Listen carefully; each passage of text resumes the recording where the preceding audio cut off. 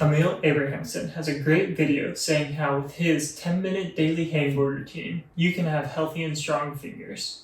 Today, I'm going to show you how to do that without a hangboard using the Clavelium Designs training block.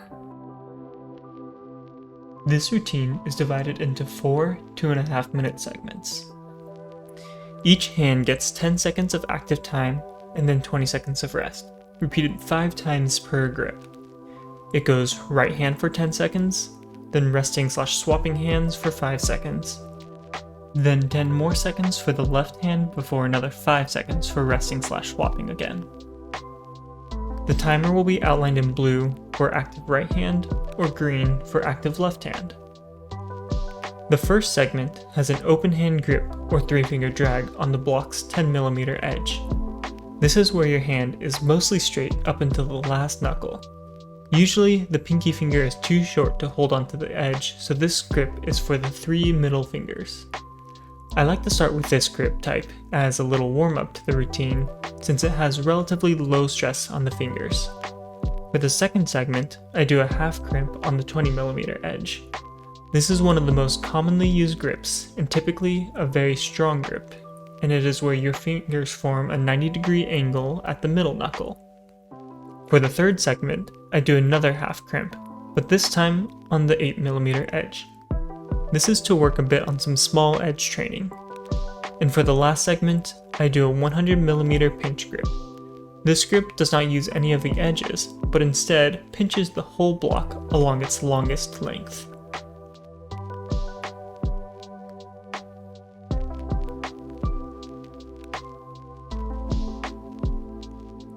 The overall effort level should be pretty easy, less than half of your maximum effort.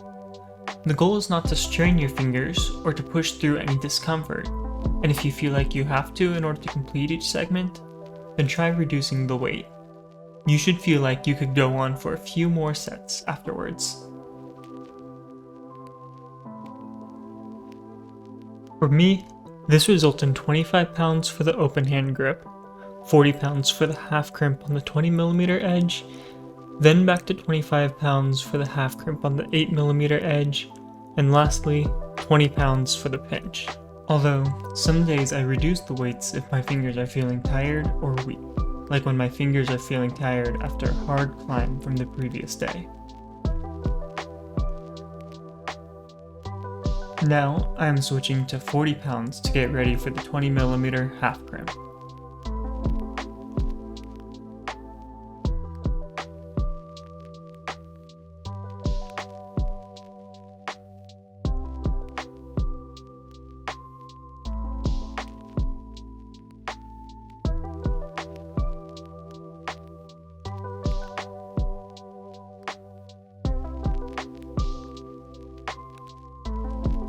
The goal for this routine is to provide consistent, low-effort loading to your fingers.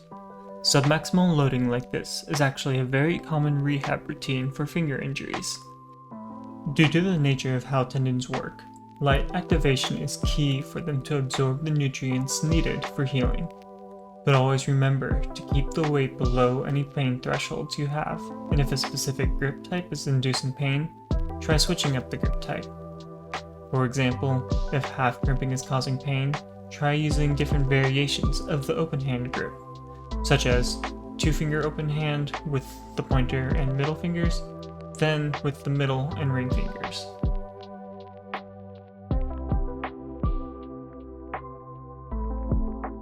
Exercises used for rehab are usually not just for injury recovery, but are typically also great for injury prevention. I know from my running experience that if I do not do the rehab exercises prescribed for my knee injury from many years ago, my knees start to feel the injury coming back. So to avoid this, I add those exercises to my running routine, and from that, my knees are able to feel healthy and strong.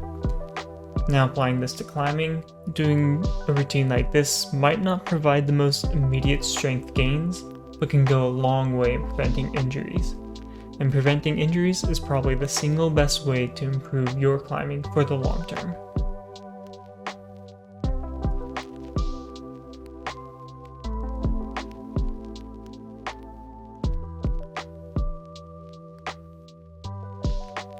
And and since this is a low stress routine, it makes it an ideal introduction into finger strength training, even if you are just getting into climbing. Try this as a warm-up before climbing or something to do on your off days, and let your fingers get used to the static loading before moving to something more aggressive like repeaters or max hangs.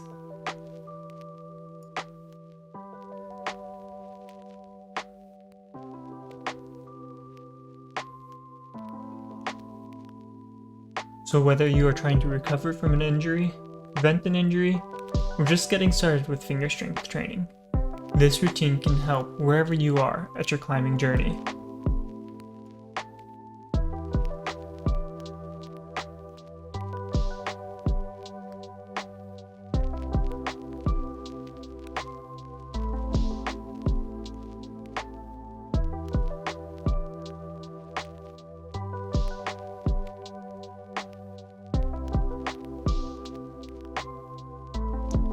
Next up is the 8mm half crimp, and dropping down to 25 pounds for this one.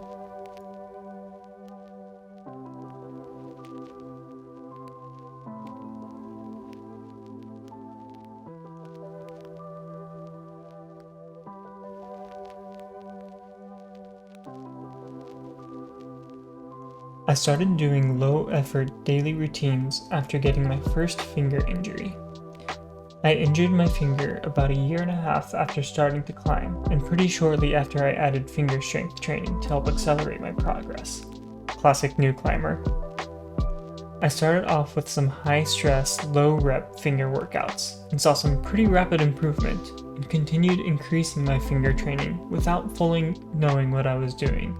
And next thing you knew, my middle finger A2 pole was injured.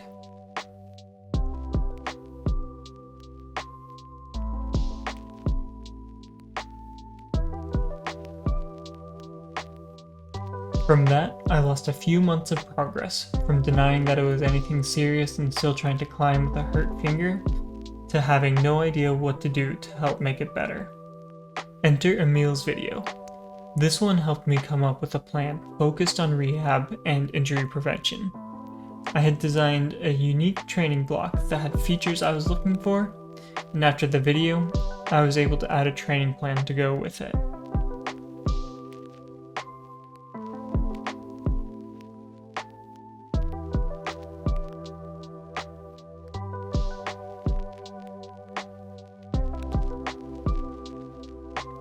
Now, even after coming back from my injury, I still try to do this routine daily, so that way I can avoid what happened to me previously. Had I started off with this routine instead of jumping right into max hangs, I probably could have avoided getting injured. I likely would not have seen the same quick improvements in finger strength, but I would have been able to train through the months that I had to take off, and be at a higher level than I am now. However, without this happening, I would not be able to share this experience or the training block with you now.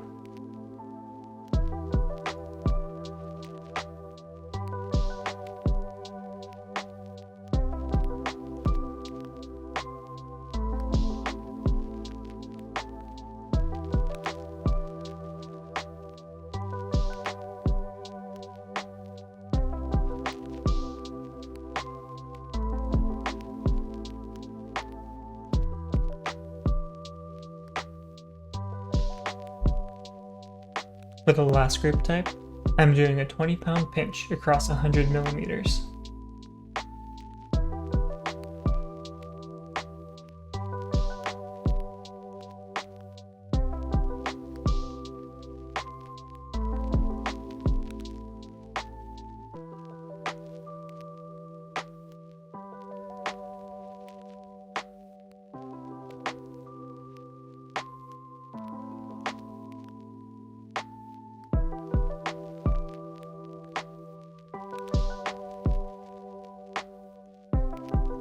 After doing this consistently, or if your fingers are in a healthy state, what else can you do?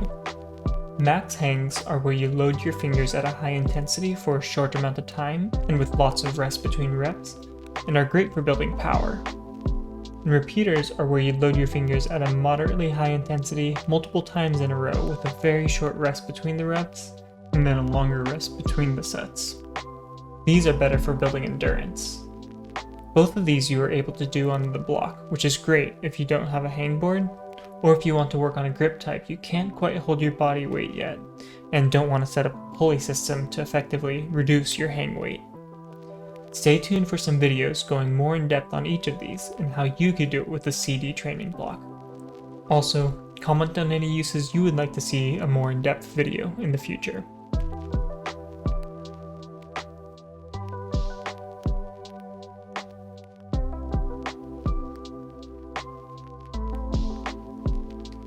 One of my favorite things about training with this block is the ability to work on your pinch grip.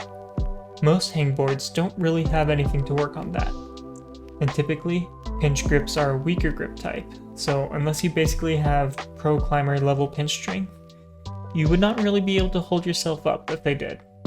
So, being able to measure how much you are able to hold with a pinch grip, and then continually increasing the load as you get stronger, is a great way to improve your climbing strength in a way that hangboards fall short.